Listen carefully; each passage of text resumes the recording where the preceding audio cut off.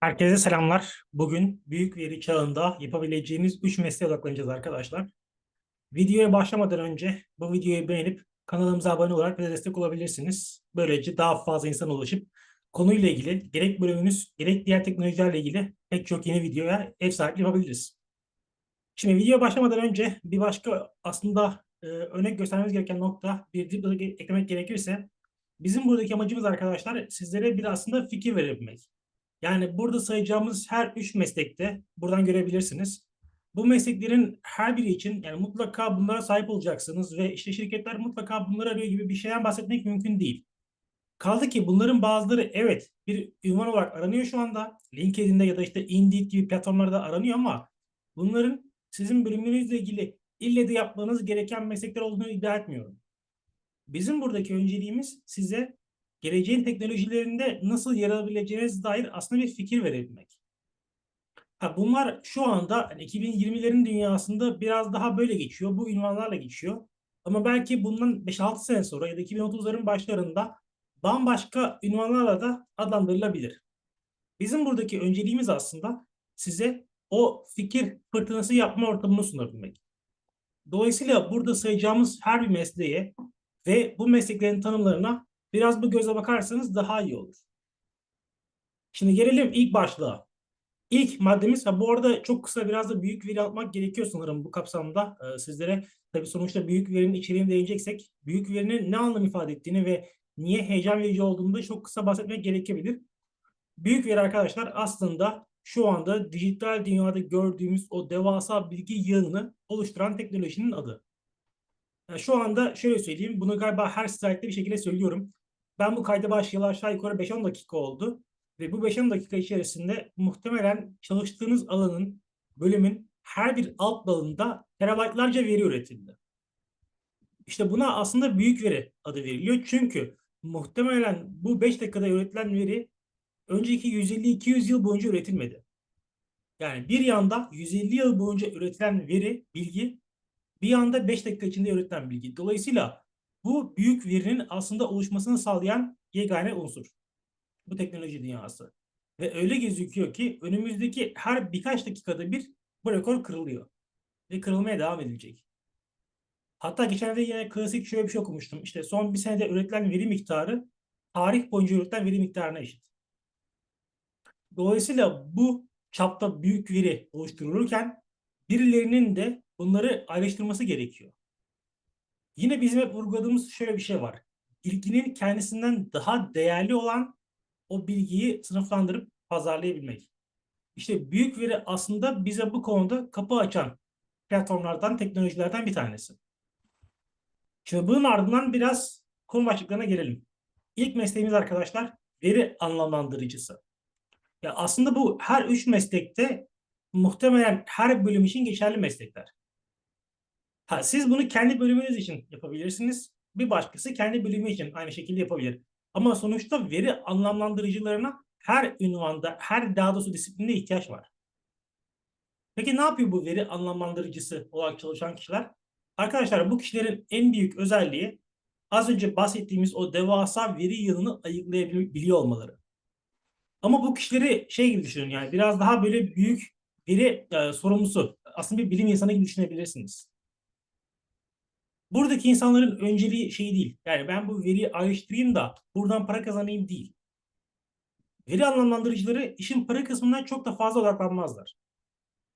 Buradaki insanların tek derdi akademi ya da çalıştıkları kurumların isteği, talebi doğrultusunda sadece o devasa bilgi yığını içerisinden rafine bilgiyi ayıklayıp bizlere sunabilmeleridir.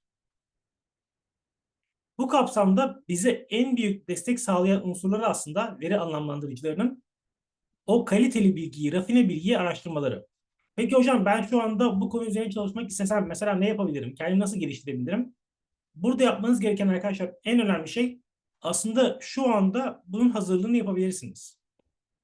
Mesela şu anda şey aslında şöyle bir kavram var. Kürasyon ekonomisi diye bir kavram var. Biraz böyle konu konuyu açıyor ama bunların hepsi birbiriyle alakalı. Yani noktaların birbirini birleştiğini göreceksiniz daha sonraki aşamalarda. Bu kürasyon ekonomisindeki espri şu. Deniyor ki bir kürasyon ekonomisinde amaç bilgiyi daha fazla artırmak değil, daha yaygın hale getirmek değil, o bilgiyi en yalın haliyle okuyucuya, izleyiciye sunabilmek. İşte sizler bu kürasyon ekonomisine adım atabilirsiniz aslında veri anlamlandırıcısı olarak. Bunu da nasıl yaparsınız? Mesela kendinize şu anda 2 tane alan seçtiniz diyelim ki. Kendi bölümünüzle ilgili. Bir, iki ya da 3 tane fark etmiyor. Bu alanlarla ilgili işte TÜBİTAK'tan ya da işte efendime söyleyeyim Dergi Park'tan ya da diğer bu tarz kuruluşlardan, akademik makale kuruluşlarından bölümünüzle ilgili üretilen bütün içerikleri takip etmeye çalışın örneğin. Ve bu makalelerden, işte çalışmalardan, içeriklerden öğrendiklerinizi Twitter'dan ya da işte Medium üzerinden vesaire bu tarz platformlardan paylaşın insanlarla. İşte bu hafta bu konuyla ilgili bunlar geliştirildi gibi. Bakın mesela bu zaman içerisinde sizi bir veri anlamlandırıcısı haline getirecektir. Çünkü zaman içerisinde şunu göreceksiniz. Ya benim hani dünyanın dört bir yanındaki bu konuyla ilgili makaleleri takip edilmem mümkün değil. O zaman ne yapacaksınız mesela? Size bunu sağlayan işte yapay zeka dil modelleri, ChatGPT gibi ya da öte yandan machine learning, makine öğrenimi modelleri gibi ya da diğer teknolojik aygıtlara, cihazlara, servislere merak salacaksınız. Otomasyona uğraşmaya çalışacaksınız. Ve bu uğraşı sizin aslında şu anda yaptığınız o kürasyon çalışmasını büyük veriyle bir araya getirecek. Yani burada amaç aslında önce meraklı olup sonra nerede bu merakınızı kullanacağınızı hissedebilmenizle alakalı. Bugün bizim mesela belki denk gelmişsinizdir. Haftalık görevler serimiz var. Haftalık kariyer yönetimi görevleri serisi. Aslında burada bu serideki amacımız da aslında bir yandan biraz burayı besliyor. Sizin nereye ait olduğunuzu, hangi konulara merak saldığınızı görmeye, tespit etmeye çalışıyoruz. Ve esasında bu tespit etmenin önemi de burada başlıyor. Yani sen eğer hangi alanda uzmanlaşacağını, hangi alana tutku duyduğunu keşfedemiyorsan, bilemiyorsan buradaki veri anlamlandırıcısı ya da diğer bir başka aslında kariyer fırsatı senin için o kadar büyük bir anlam ifade etmeyecek. Çünkü bu konuda uzmanlaşan arkadaşların mümkün olduğunca uzmanlaştığı belli konuların olması gerekiyor. Diğer türlü ya ben benim bölümümle ilgili işte her gelişmeyi takip ediyorum. Bu çok işe yarar, elle tutulur, sizi ön plana çıkartacak bir bakış açısı değil arkadaşlar. Bir başka önemli nokta meslek aslında büyük veri stratejisti. Şimdi aslında bunu da şöyle açıklayabiliriz. Bu kişiler biraz daha işin yönetimsel tarafında yer alacaklar. Biraz daha yönetici, danışman boyutlarıyla olacaklar. Çünkü şöyle bir şey var arkadaşlar. Bu üç mesleği üçe ayıralım. Bazıları bilim insanı gibi düşünecek.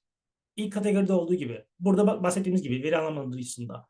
Bu kişilerin elde ettikleri rafine bilgiyi paraya çevirmek, bundan bir ticari kaygı gütmek gibi amacı çok fazla olmayacak. Bunu işte mesleğin kodu olarak söylemiyorum. Mesleğin geçerliliği olarak söylemiyorum. Bu mesleğe, bu alana gönül veren insanların böyle bir isteği olmayacak. Bundan bahsediyorum. Burada ise amaç bu rafine bilgiyi elde etmek isteyen bilim düşüncesindeki insanlarla üçüncü kategorideki biraz daha işin para kısmına odaklanan insanları bir araya getirmek, bunlara entegre etmek ve bunlardan bir takım çalışması yaratmak olacak. Dolayısıyla eğer önceliğiniz biraz daha böyle yönetimsel taraflarda yer almaksa, biraz daha yönetici pozisyonda olmaksa büyük veri ve bölümünüzle ilgili bence büyük veri stratejisi de sizin için arkadaşlar değerli bir çalışma alanı olabilir. Bunun için de şimdiden ne yapmak gerekiyor?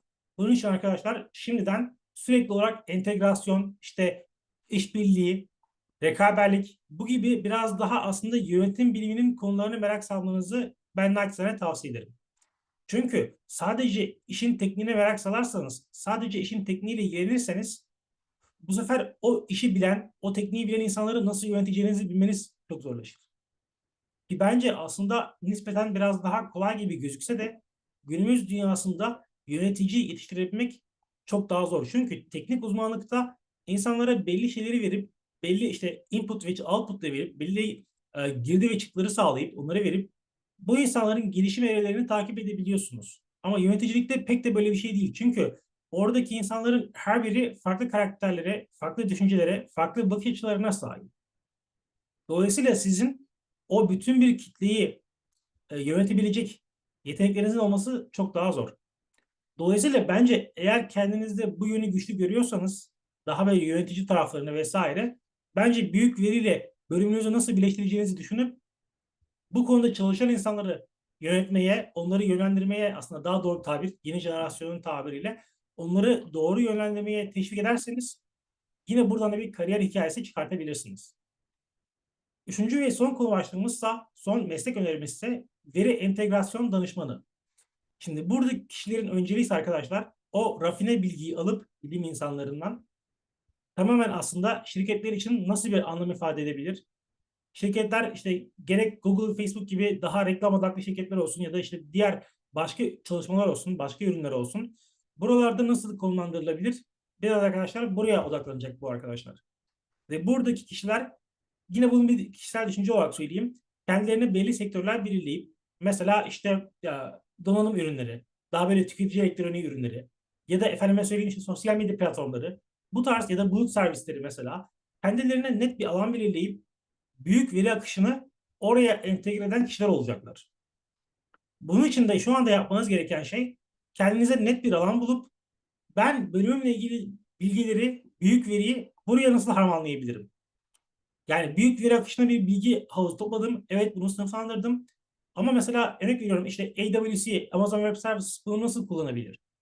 Bu konuları kendi içinizde bir sürekli vaka analizi çözerek yine burada fark yaratma imkanına sahipsiniz. Bu da biraz yönetim bilimine yatkın ve buraya eğilimli gibi duruyor ama aslında bu da yine işin biraz daha mühendis bakış açısına sahip bir bölümü. Aslında bunu belki görmüşsünüzdür. OECD raporlarında hep ön plana çıkar. Analitik düşünme, critical düşünme, eleştirel düşünme.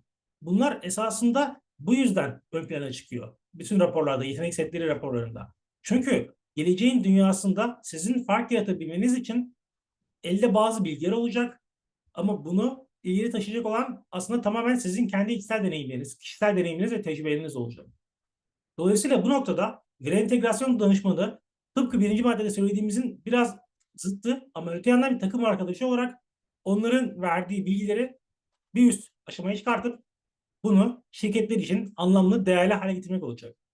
Yani bilim insanı diyebileceğimiz, biraz daha yakıştırabileceğimiz buraya veri anlamlandırıcılarının önceliği o bilgiyi rafine hale getirmekken üçüncü kısım biraz daha aslında bunu pazarlayabilme rolüne bürünecek. Tabii burada bahsettiğim şeylerin aslında %100 doğru olduğunu iddia edemiyorum. Çünkü dediğim gibi yani gelecek dünyada ihtiyaçlar, talepler çok daha farklılaşabilir, değişkenlik gösterebilir. Benim buradaki amacım size büyük veri dünyasında ne yapabilirsiniz? Bunu aslında özetleyebilmekti biraz. Ve bunu yaparken aslında kullandığım kaynaklar büyük oranda şu anki şirketlerin bu konuyla ilgili yaptıkları işe alımlarla ilgili. Ya bakıyorum mesela LinkedIn'de ya da işte diğer platformlarda konuşmanın başında söylediğim gibi diyor ki işte ben büyük veriyle ilgili şu bölümlerden mezunları işe alıyorum. Bakıyorum orada acaba hangi yetenek sektörü aranıyor? Beklentiler neler? Biraz aslında bunları birleştirip bu şekilde bir üç meslek ortaya koymaya çalıştım. Yani bunlar evet şu anda aranıyor ama çok da popüler değil, çok da ana akım işler değil. Ama açıkçası ben düşünüyorum ki geleceğin dünyasında bundan birkaç sene sonra sizi çok daha ön plana çıkartabilir. Benim anlatacaklarım genel olarak bu şekilde arkadaşlar. Bunların haricinde konuyla ilgili her türlü yorum, görüş, düşünce, öneri, eleştiri her şeyi bize yorum kısmına iletebilirsiniz. Bu bizi besleyecektir kesinlikle ve bu sayede biz de belki hatalarımız varsa, eksik gördüğümüz kısımlar varsa bunları da görmüş olabiliriz sizlerin sayesinde. Bunun haricinde eğer bu video size bir şeyler kattıysa bu videoyu beğenip kanalımıza abone olarak bize destek olabilirsiniz. Çünkü bu sayede daha fazla insana ulaşıyoruz ve açıkçası bu da bizi daha farklı videolar yapma, daha farklı içerikler üretme anlamında kesinlikle motive ediyor. Önümüzdeki videolarda görüşmek üzere diyelim arkadaşlar. Şimdilik hoşça kalın.